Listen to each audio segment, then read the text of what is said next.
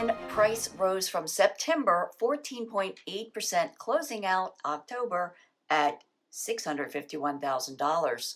It's Friday, November 15th, 2024. I'm Kimberly Barton, broker owner of Kinetic Realty, Maryland's indie boutique brokerage. This is the weekly Annapolis Real Estate Report.